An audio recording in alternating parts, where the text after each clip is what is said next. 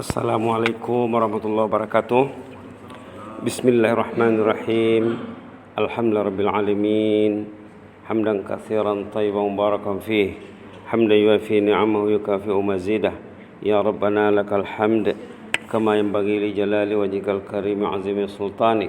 Wassalatu wassalamu ala sayyidina wa habibina wa syafi'ina maulana Muhammad wa ala alihi wa sahbihi wasallim tasliman katsiran birahmatika arhamar rahimin ya arhamar rahimin adada khalqihi ta'ala wa ridha nafsihi wa zinata arsy wa midada kalimatihi kama yuhibbu rabbuna wa yarda. Subhanaka la ilma lana illa ma 'allamtana innaka antal alimul hakim. Rabbana anfa'na ma 'allamtana, rabbi 'allimna alladhi yanfa'una, rabbi faqihna wa faqih ahlana wa hababana wa jami'al muslimin wal muslimat bi rahmatika arhamar rahimin. Allahumma inna nas'aluka qalban salima wa lisanan sadiqa wa nas'aluka min khairi ma ta'lam wa na'udzubika min syarri ma ta'lam wa nastaghfiruka lima ta'lam innaka anta 'allamul ghuyub. Subhana rabbika rabbil izzati amma yasifun wa salamun alal mursalin walhamdulillahi rabbil alamin. Alhamdulillahi rabbil alamin. Imam ataupun pelapis yang bertugas di Masjid Rasyidah Sa'adatul Bolkiah Sungai Akar, Bandar Sebegawan, dan jemaah yang dirahmati Allah sekalian yang sedang beriktikaf menunggu salat fardu Isya. Jangan lupa niat iktikaf ya. Jangan lupa niat menunggu maksudnya ya. Jangan juga lupa niat menunggu salat Isya. Bila kita sudah selesai sembahyang maghrib nak menunggu Isya, perlu berniat. Baru nanti amal itu dikira ya. Kadang-kadang terlupa. Ini nak menunggu sembahyang fardu Isya berjamaah saja. Saya duduk di rumah Allah ini nak menunggu sembahyang fardu Isya berjamaah. Saya duduk di rumah Allah ini nak menunggu sembahyang fardu Isya berjamaah. Niat iktikaf, niat beribadat. Baiklah. Tajuk kita kisah indah pencinta masjid. Macam mana orang mencintai masjid? Coretan dan lintasan dari rumah Allah. Ini cerita orang yang berada di rumah Allah. Pertama sekali kita lihat kata-kata hikmah di sana. Agungnya iman Islam, nikmat yang tiada tara. Bahasa Arabnya, alhamdulillah ala nikmatil Islam wa kafa biha ni'mah. Nikmat duduk di masjid itu, nikmat tak dapat dibeli, tak dapat dibayar. Nikmat sembahyang maghrib tak dapat dibayar dengan 1 juta. Tak dapat dibayar dengan 1 juta. Bukan dolar Brunei lagi ya. 1 juta US dollar, 1 juta pound sterling tak dapat. Subhanallah. Niat solat fardu berjamaah, satu solat saja tidak dapat dikira berapa nilainya. Kita kena lihat tu ya. Orang itu akan diberi nilai ibadat ikut niatnya, ikut ilmunya. 20, 30 atau 100 orang yang sembahyang, nilainya mesti bervariasi. Macam mana motivasinya datang ke masjid, macam mana niatnya. Orang yang niatnya tinggi akan dapat nilai tinggi. Imam Ghazali pernah mengatakan dalam kitabnya Ihya Ulumuddin, memberi gambaran macam mana besarnya nikmat solat berjamaah. Apa kata Imam Ghazali? Kalau ada orang yang datang sembahyang berjamaah,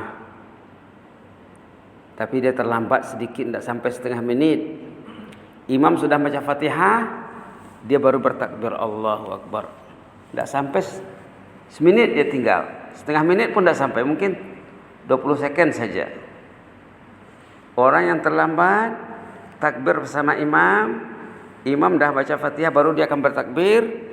Kata Imam Ghazali, nilai kerugiannya tidak dapat dibandingkan dengan semua kekayaan dunia ini.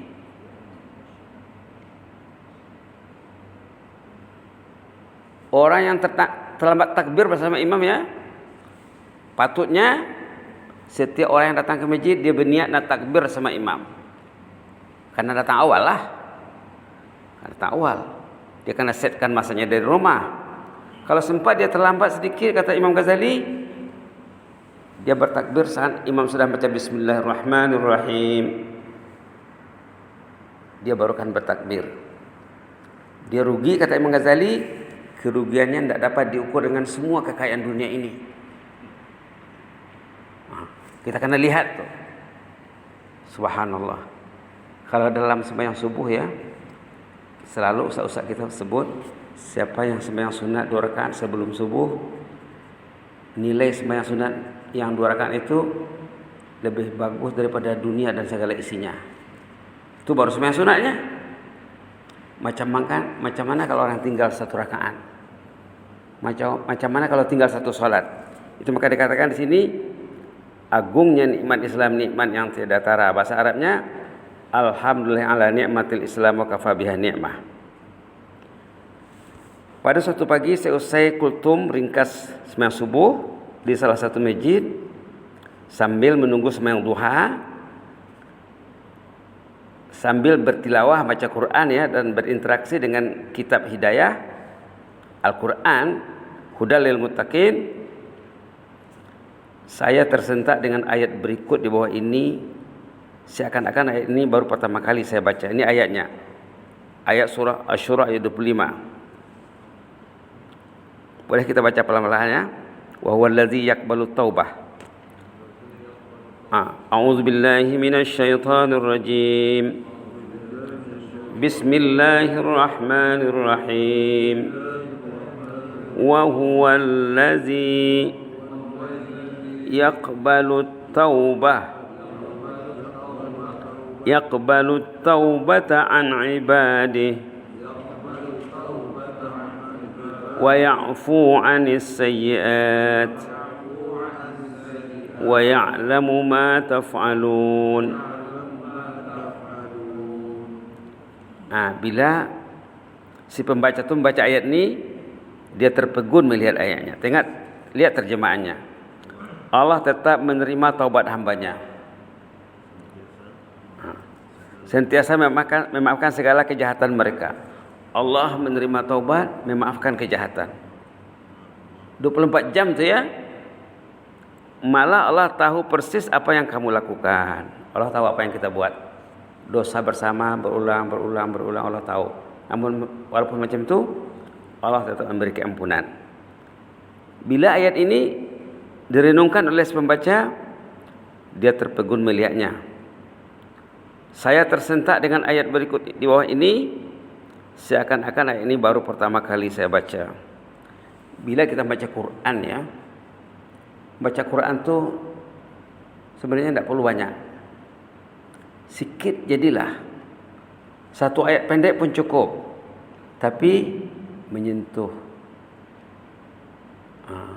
Ada sahabat Nabi zaman dulu, bini-bini lagi yang muslimat, membaca Quran sepotong ayat pendek saja, dengan menangis dan berdoa. Nabi Muhammad lalu di luar rumah, terdengar muslimat membaca sepotong ayat. Menangis Nabi mendengarnya. Ayat itu berbentuk pertanyaan, istifham. Awal surah Al-Ghasyiyah. Hal ataka hadisul ghasyiyah. Itu dibaca si muslimat dalam rumah. Rasulullah lalu di depan rumah, diulangnya. Bukan hanya 100 kali, ratusan kali. Sambil menangis dan berdoa. Karena bila dia baca ayat itu, dia tersentak. Orang ini dia baca ayat ini, dia tersentak. Seakan-akan ayat ini baru pertama kali dibacanya. Ini terjadi di masjid ya. Saat itu masih ada orang yang duduk di masjid. Ini sembahyang subuh ya. Tadi sudah ada tazkirah pendek. Lepas habis tazkirah, kebanyakan jemaah balik. Ada dalam 10 orang masih duduk di masjid. Seorang tadi membaca ayat ini, dia tersentak, tergugah.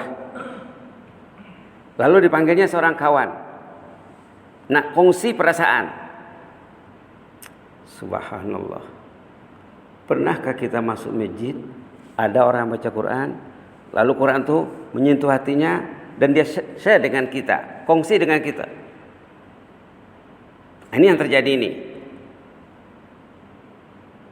Subhanallah. Dia kongsi dengan jemaah tadi. Jemaah itu pula menerima dengan positif. Dia pun merasa enak. Si mukmin dalam masjid seperti ikan dalam air katanya. Seharusnya macam itu ya. Seharusnya si mukmin dalam masjid seperti ikan dalam air.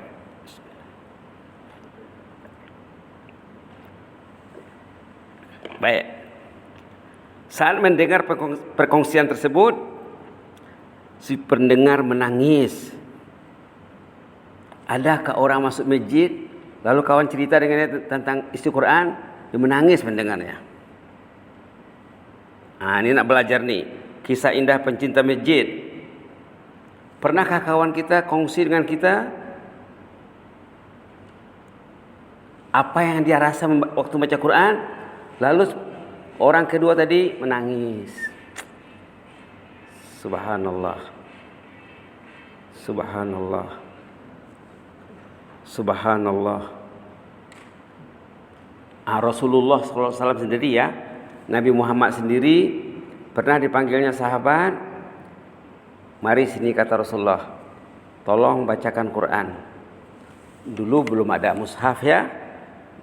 Masa itu belum ada mushaf. Mana yang hafal sama sahabat itu telah dibacanya. Nabi Muhammad memanggil sahabatnya, tolong bacakan saya Quran. Sahabat tadi tercengang soalnya Pak. Kenapa lagi dibaca ke Quran ke atas baginda? Sedangkan Quran itu direct diturunkan kepada baginda menerusi Jibril.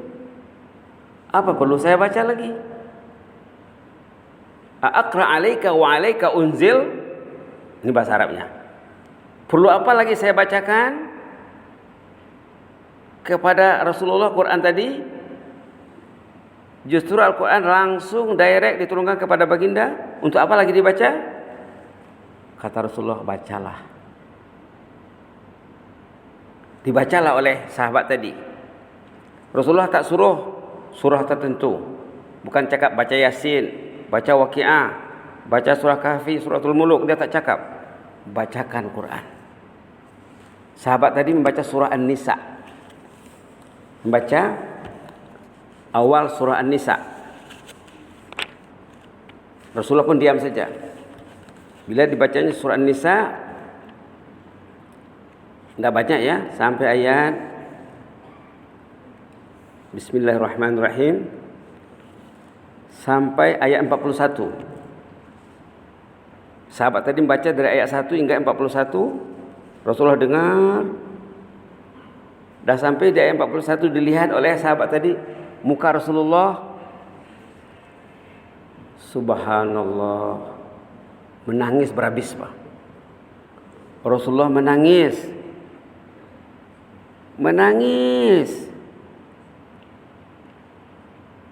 Katanya sudahlah, tidak tahan saya lagi. Tidak tahan lagi nih. Adakah kawan kita bila dia baca Quran kita menangis, dia menangis? Zaman dulu termasuk kaedah orang berinteraksi dengan Al-Quran zaman dulu.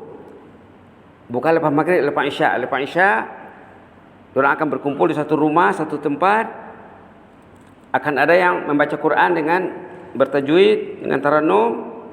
Nanti diterjemahkan, nanti dihuraikan. Menangis bersama-sama. Menangis satu rumah. Coba kita hidupkan ya, coba kita cari. Subhanallah. Ini yang sudah hilang ya.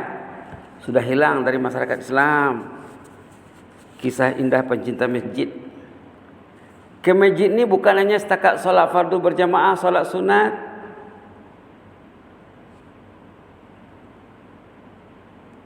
Macam mana nak charging iman, macam mana nak belajar menangis, berkongsi dengan orang, orang berkongsi dengan kita. Orang dulu kalau masuk masjid, mereka berdoa. Dulu dah pernah sebut doanya ya. Apa doanya? Allahumma yassir li jalisan salihah. Pendek saja. Coba. Allahumma yassir li jalisan salihah. 4 patah perkataan saja. Allahumma yassir li jalisan salihah. 4 patah perkataan saja. Orang dulu bila masuk masjid doanya apa? Allahumma yassir li jalisan salihah. Ya Allah, saya ingin mencari orang saleh dalam masjid ini. Saya nak curhat dengan dia, saya nak kongsi dengan dia. Saya ingin mencurahkan kegundahan saya dengannya. Bukan setakat bercakap-cakap saja ya. Kadang bila kita pergi masjid, tapi masjid sini tidak layak, masjid lain tu ustaz ceramah di depan, dia ceramah di belakang.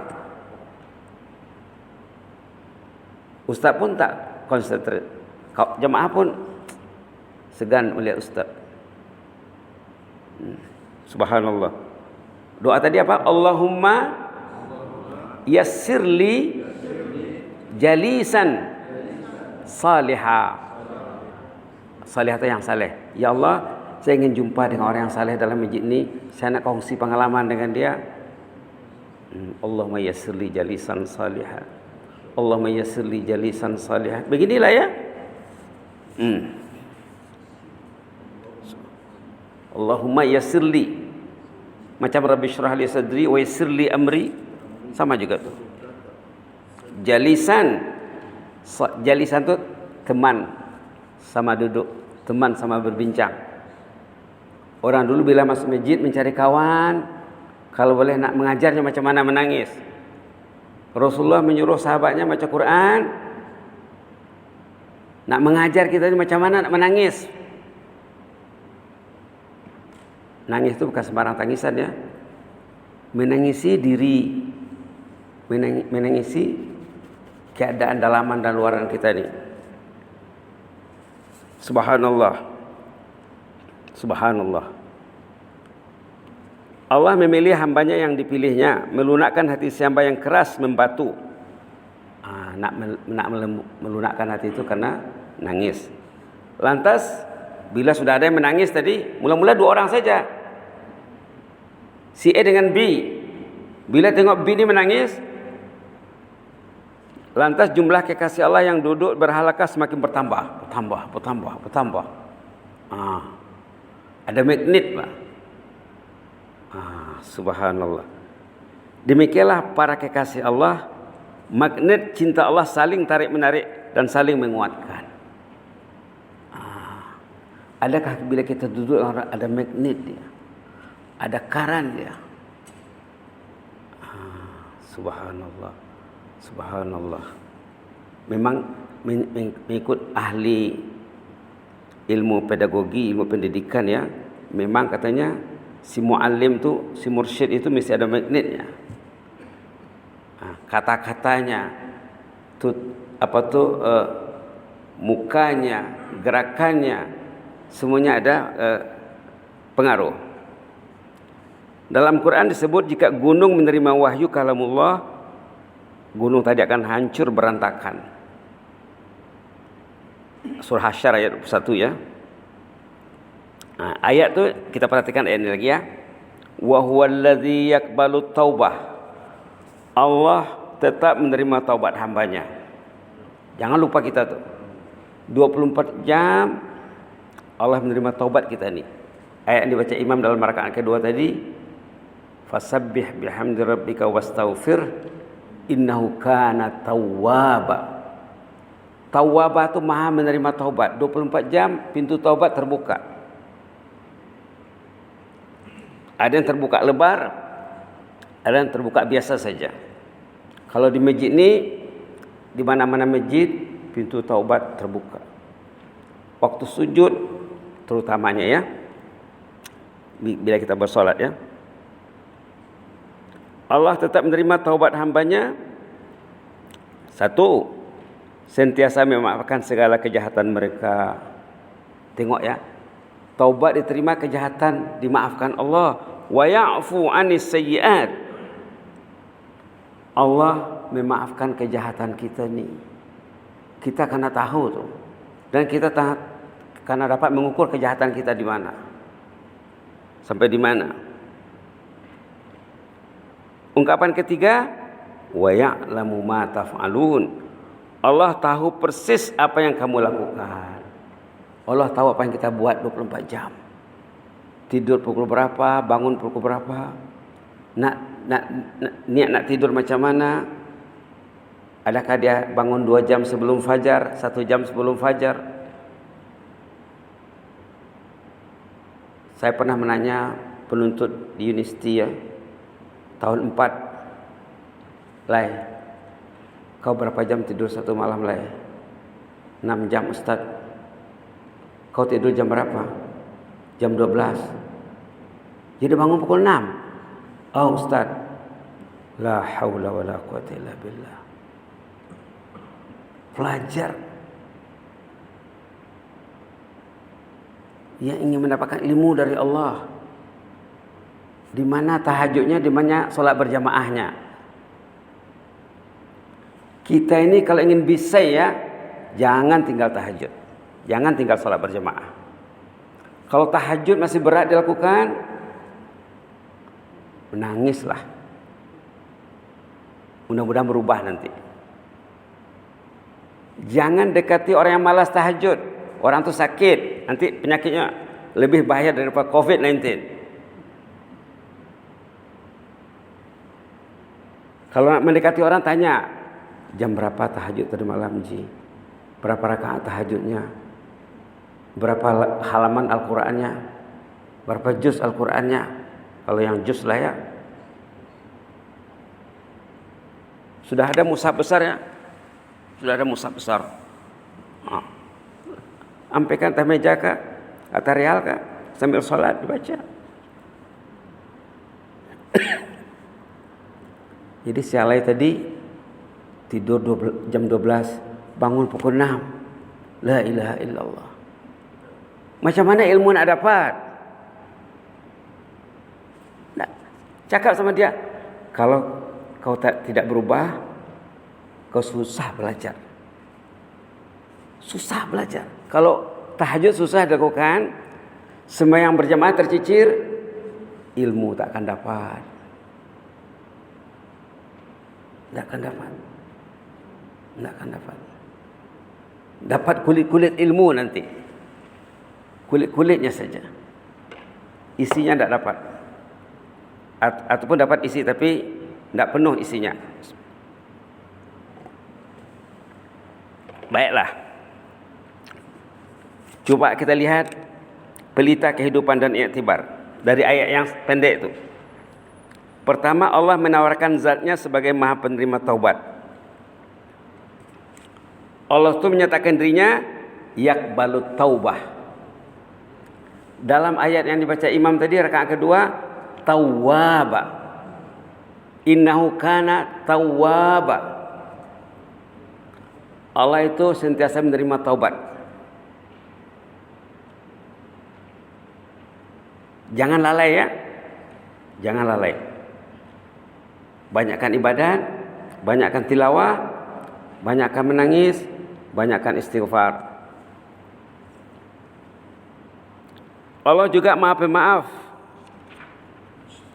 Wa ya'fu. Maha Pemaaf. Allah itu Maha Pemaaf. Termasuk Asmaul Husna Al-Afu. Afuun. Allahumma innaka afuun karim tuhibbul afwa fa'fu anna. Afu, pemaaf. Dalam ayat ini ya, Allah itu penerima taubat, Allah itu juga pemaaf, Allah tuh maha tahu akan perihal hambanya. Kadang orang tuh tak tahu, dia pintu kubur dah dekat, dia masih main-main lagi Pak, belum serius lagi. Masih lagi menyangka umurnya akan panjang. Kalau orangnya dah 60 lebih, kalau sedar dia pintu kubur sudah dekat, dia mesti lebih dekat kepada Al-Quran daripada benda lain. Orang tuh kalau dia sedar pintu kubur sudah dekat, dia mesti mencintai Al-Quran lebih daripada media genggaman. Tanyalah diri, berapa jam satu hari dengan Al-Quran, berapa menit, berapa jam dengan media genggaman. Kalau media genggaman lebih berat, berarti dia tidak sadar dirinya. Percayalah. Sedangkan Allah di sini mengatakan wa ya'lamu ma taf'alun. Allah tahu persis apa yang kamu lakukan. Masih pegang media lagi, pintu kubur dah dekat. Adakah benda itu akan dibawa ke kubur? Yang akan dibawa ke kubur tilawatul Quran, tapi Quran tak baca. Apa yang mau dibawa ke kubur? Ini menyiksanya dalam kubur. Ini yang dibaca, ini yang dipegangnya. Ini mengazabnya dalam kubur. Ini mendilit solat, mendilit ibadat, menimbun dosa, mengotori hati, melemahkan akal, membuntukan pikiran, menimbun masalah. Ini menimbun masalah. Tapi itu yang digemari. Tengok ayat ni ya. Wa ya'lamu ma taf'alun. Allah tahu persis apa yang kamu buat. Kamu tak serius. Tak serius. Tak tahu diri. Manusia ini ramai tak tahu diri. Dirinya dia tak tahu, potensinya dia tak tahu. Status diri dia tak tahu. Itu gunanya tadi kalau ada orang yang saleh. Orang saleh biasanya dia membimbing. Dia tidak mau diam. Dia akan membimbing, sifatnya membimbing. Baik. Status pendosa adalah hamba Allah. Orang tu tetap hamba Allah ya. Bahwa Allah 24 jam memberi peluang bertobat kepada pendosa. Dalam surah Nisa dikatakan sebelum gargarah, sebelum dicabut ruhnya. Subhanallah. Subhanallah. Tengok ayat di sini ya. Ayat 18 surah An-Nisa. Halaman berapa nih kan damit tangan? 80. Yang buka Quran tengok halaman 80. Ayat 18 surah An-Nisa.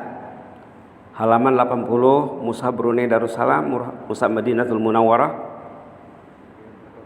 Ayat 18 ataupun dari 17 pun boleh juga. Dari 17 lah. Innamat taubah.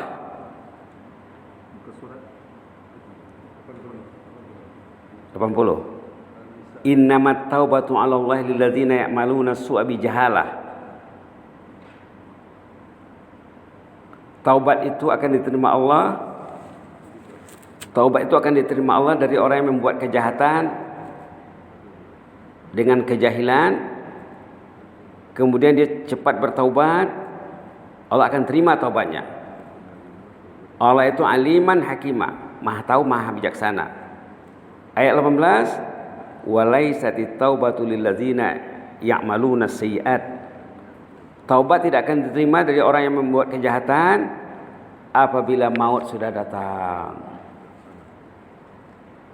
Bila maut sudah datang, dia tahu ruhnya akan dicabut, dia menyesal. Dia tuh, kenapalah saya lebih banyak pegang media daripada pegang Quran.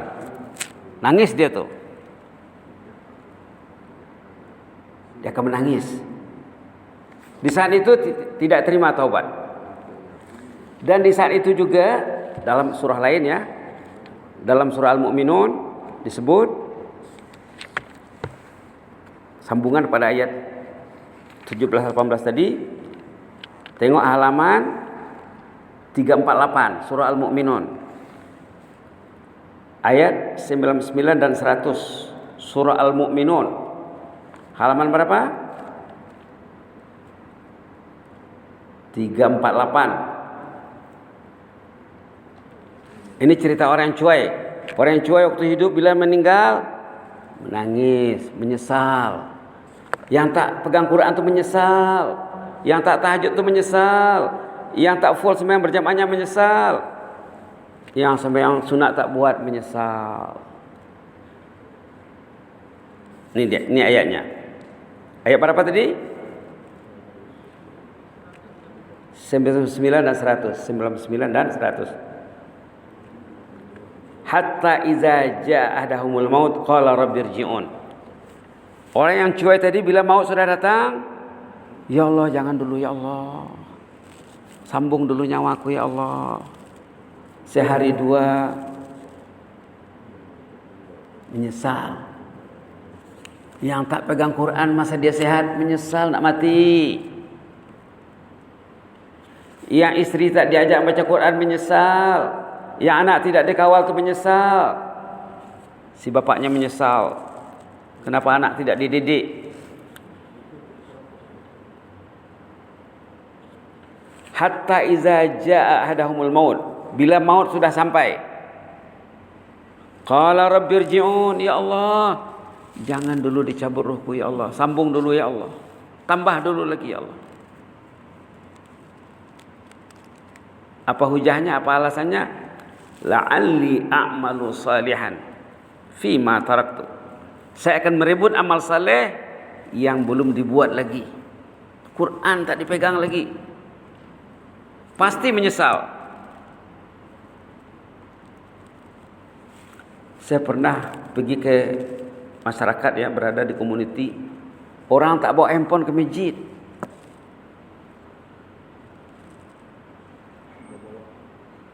Kalau handphone dibawa ke masjid ya.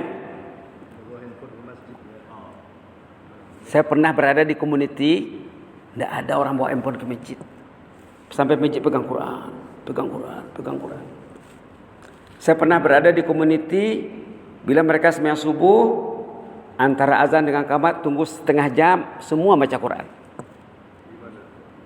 Tak usah sebutlah. Nanti boleh. Saya sekarang mesti bawa handphone.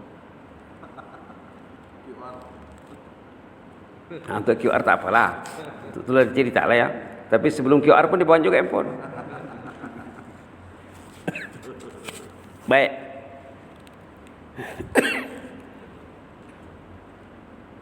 Ada komuniti bila mereka menunggu qamat sembahyang subuh, tunggu setengah jam, semua baca Quran. Dalam hadis dari Imam Muslim, siapa yang datang pagi hari ke masjid, katanya kalau dia baca Quran, nilai bacaan Quran di masjid di pagi hari, satu ayat sama dengan satu unta besar gemuk nilainya. Pastikanlah baca 200-300 ayat kah? Saya pernah jumpa satu jemaah sampai 500 ayat dibacanya di pagi hari. Kenapa? Saya tanya kenapa? Satu ayat Quran, satu ekor unta besar gemuk. Hadis Sahih Muslim. Siapa yang berangkat di pagi hari, sama ada dibacanya sebelum subuh kalau dia datang awal, ataupun antara azan dengan qamat, kalau dikasih space masalah ya, ataupun sesudah salat, nilai bacaan Quran di pagi hari di rumah Allah satu ayat. Dalam hadis Sahih Muslim, satu ekor unta besar gemuk. Kenapa Rasulullah cakap pasal unta? Kenapa? Kenapa cakap pasal unta? Kita ni tidak ada unta di sini. Karena dulu itu yang ada. Itu yang ada dulu dalam masyarakat Arab. Sekarang yang ada Mercedes, BMW. Kalau Rasulullah hidup sekarang, mungkin baginda akan mengatakan satu ayat itu sama dengan satu Mercedes.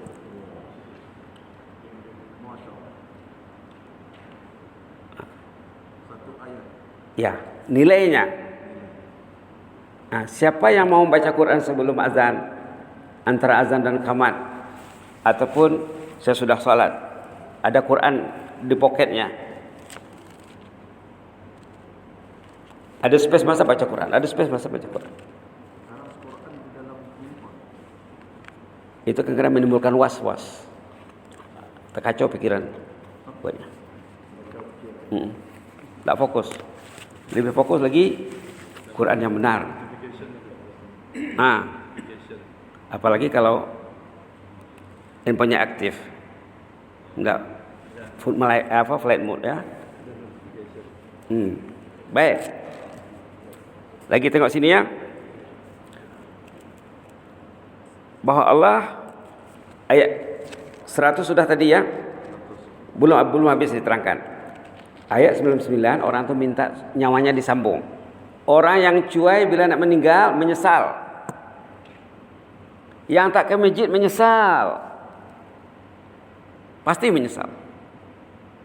Kita kan baru memperingati Maulid Nabi kah? Nabi pernah tinggal sembahyang berjamaah kah? Pernah? Mana pernah? Sahabat-sahabatnya pernah tinggal? Tidak pernah. Ingat lagi ceramah Al-Fadil Ustaz Abdul Samad Hafizahullah. Rasulullah di masjid katanya sebelum salat ditanyanya, Asyhadu fulan, asyhadu fulan. Si fulan ada tak? Si fulan ada tak? Rasulullah akan tanya orang yang selalu buyuk. Orang yang sering buyuk, Rasulullah akan cek. Ada tak fulan? Ada tak? Yang kehadirannya penuh tidak ditanya. Yang ditanya itu mungkin belasan orang saja ataupun tidak sampai. Yang lain memang datang, tidak perlu ditanya. Subhanallah, begitu perhatian Rasulullah ya. Kita baru memperingati Maulid Nabi. Rasulullah SAW, baginda tak pernah tinggal sembahyang berjamaah. Sahabat tak pernah tinggal sembahyang berjamaah. Patutnya selepas Maulid ini kehadiran solat berjamaah meningkat. Mana orang yang datang berzikir sembahyang subuh datang ke dia, subhanallah. Baiklah. Jadi orang itu menyesal ya, dia minta nak disambung nyawa, nak mengejar amal ibadat yang belum dia buat selama ini. La'alli a'malu salihan fima taraktu. Baik. Poin berikutnya, Allah juga memberi saat-saat mustajab. Allah beri saat-saat mustajab. Kita akan belajar tentang saat mustajab. Kalau kira waktu ya, waktu yang paling mustajab sebelum azan subuh, setengah jam kah, 1 jam kah, 2 jam kah kita bangun untuk mendilit dosa yang 50 tahun, 60 tahun. Bila orang itu menangis, hanyut dosanya.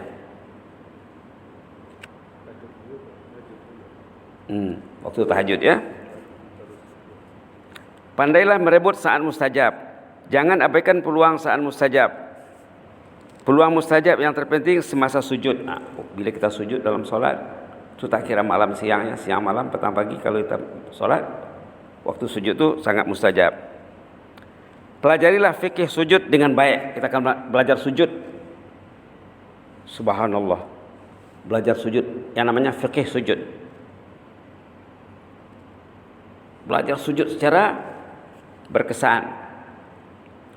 Subhanallah. Baiklah ya. Nah, kita dikejar masa. Penutup kita baca doa di bawah ini 6 dalam 1. Mudah-mudahan hati kita ini berubah jaya. Allahumma inna nas'aluka qalban salima wa lisanan sadiqa wa nas'aluka min khairi ma ta'lam wa na'udzubika min syarri ma ta'lam wa nastaghfiruka lima ta'lam innaka anta 'allamul ghuyub. Hadis riwayat Imam Ahmad, Tirmizi dan Nasa'i. Hadis tentang qalbun salim ya, hati yang selamat sejahtera. Mudah-mudahan lain masa kita sambung lagi ya, belum habis nih, baru separuh ya. Mudah-mudahan ya sudah masuk. Kita baca sama-sama nih. Allahumma inna nas'aluka qalban salima wa lisanan sadiqa wa nas'aluka min khairi ma ta'lam wa na'udzubika min syarri ma ta'lam wa nastaghfiruka lima ta'lam innaka anta allamul ghuyub. Ada 6 benda di sini ya. Mudah-mudahan nanti sempat kita uraikan. Pertama kita minta qalbun salim, doa. Yang kedua lisanan sadiqa, lisan, lidah yang benar dan jujur. Kemudian kita minta kebaikan yang Allah tahu, kejahatan yang Allah tahu, termasuk COVID-19. Ini sesuai untuk doa COVID-19 nih. Allahumma na'udzubika min syarri ma ta'lam. Dan kita minta ampun kepada Allah tentang dosa yang Allah Ta'ala tahu. Allah Ta'ala Maha tahu segala yang gaib. Amin ya rabbal alamin. Aqulu qouli hadza wa astaghfirullah li wa lakum. Assalamualaikum warahmatullahi wabarakatuh.